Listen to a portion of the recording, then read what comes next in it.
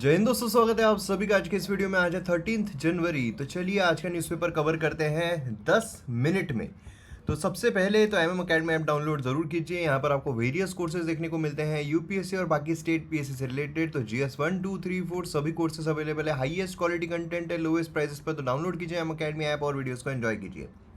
आइए सबसे पहले तो आते हैं हम यहाँ पर कि सुप्रीम कोर्ट ने रिफ्यूज़ किया है जो सीईसी है, चीफ इलेक्शन कमिश्नर है, इलेक्शन कमिश्नर है, उनके सिलेक्शन के लिए जो कमेटी है उसके लिए जो सरकार एक लॉ बना रही है उस पर स्टे लाने के लिए एक अर्जी जो है वो सुप्रीम कोर्ट में दी गई थी। अब सुप्रीम कोर्ट ने उस पर स्टे लाने के लिए मना कर दिया है, रिफ्यूज़ कर दिया है। कहा है कि भाई हम कैसे कर सकते हैं, हम क्यों करेंगे। अभी आप सभी को पता होगा, आपने अगर ये न्यूज़ फॉलो की है कि जो हमारे इलेक्शन कमीशन ऑफ इंडिया है उसके तहत जो इलेक्शंस है वो कंडक्ट करवाए जाते हैं, फ्री एंड फेयर इलेक्शंस।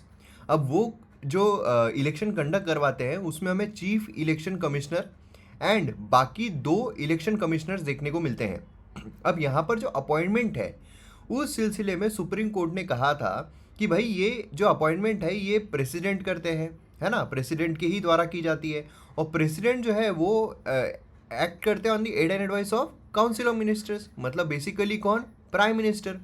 तो ये जो है प्राइम मिनिस्टर की फेवरेट ना हो, इसके लिए जो सुप्रीम कोर्ट है उन्होंने कहा था कि इसके लिए कमिटी जो है उसका गठन किया जाएगा। अब कमिटी जो है उसमें कौन होगा, कमिटी में होंगे प्राइम मिनिस्टर और होंगे लीडर ऑफ अपोजिशन और होंगे चीफ जस्टिस ऑफ इंडिया। ये 3 लोगों की कमिटी जो है वो यहाँ पर बनाई गई थी। और ये कमेटी के रिकमेंडेशन पर जो राष्ट्रपति है वो अपॉइंट करेंगे कि इनको chief election commissioner, election commissioners को। अब यहाँ पर जो सरकार है उन्होंने कानून लेकर आ गए। अब कानून में उन्होंने क्या कहा, कानून में कहा कि भाई ये जो कमेटी है कमेटी के द्वारा ही किया जाएगा, लेकिन जो कमेटी है उसमें कौन रहेंगे, prime minister, leader of opposition and chief justice of India की जगह पर यूनियन मिनिस्टर। मतलब बेसिकली जो प्राइम मिनिस्टर के द्वारा ही अपॉइंट किए जाएंगे, मतलब समझ लीजिए प्राइम मिनिस्टर ही। तो यहाँ पर क्या होगा कि अगर अपॉइंट करना है तो ये दोनों का तो गठबंधन है ना, ये दोनों तो जो बोलेंगे वही होगा, प्रधानमंत्री जो बोलेंगे, मतलब बेसिकली जो प्रधानमंत्री की फेवरेट है वही यहाँ पर अल्टीमेटली बनाए जाएंगे। तो यही चीज़ हमें यहाँ पर नए कानून में देखने को मिल रही है। तो ये चीज़ आपको यहाँ पर ध्यान में रखनी है। इस बारे में मैंने एक शॉर्ट वीडियो जो 3D एनिमेशन के थ्रू वो भी बनाया हुआ है। नेक्स्ट यहाँ पर हम आते हैं नंबर गेम। अब यहाँ पर एनुअल स्वच्छ सर्वेक्षण अवार्ड जो है वो यहाँ पर दिए गए, किस किस को दिए गए, कौन सी सिटीज़ को दिए गए, किसने टॉप किया, कौन से स्टेट ने टॉप किया, ये आप सभी को पता है।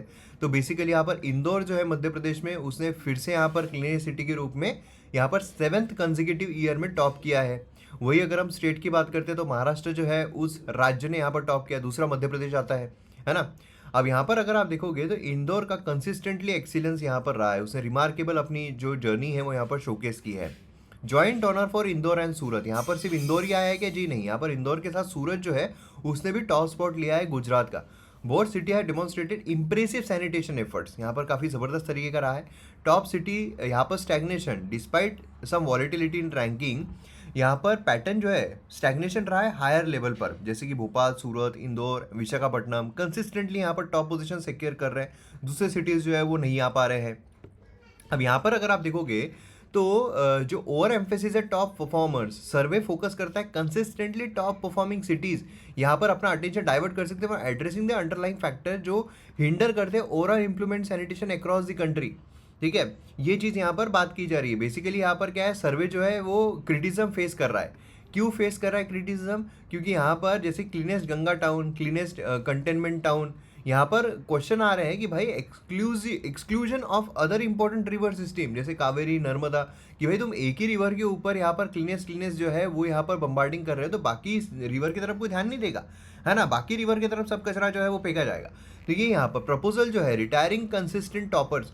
अब यहाँ पर क्या है, ब्रॉडर फोकस जो चैलेंजेस दूसरे सिटीज़ फेस कर रहे हैं तो दूसरे सिटीज़ को भी यहाँ पर देने के लिए क्या है कि यहाँ पर रिटायर कंसिस्टेंटली टॉप परफॉर्मिंग जो सिटीज़ है उनको रिटायर करने की ज़रूरत है। जैसे इंदौर हो गया, from further ranking for few years, कि भाई यहाँ पर क्या होगा, जो बाकी एरियाज़ है इंप्रूवमेंट के लिए उस पर फोकस किया जाएगा। नहीं तो ये क्या है, जो टॉप परफॉर्मिंग आ रहे हैं, चलो भाई एक इसमें हम टॉप आ रहे हैं तो उसी पर ध्यान देते हैं, चलो पॉलिटी अपना ज़बरदस्त है, पॉलिटी पर ही ध्यान देते हैं, हिस्ट्री पर ध्यान नहीं दिया जा रहा है, दूसरे इंप्रूवमेंट पर ध्यान नहीं दिया जा रहा है।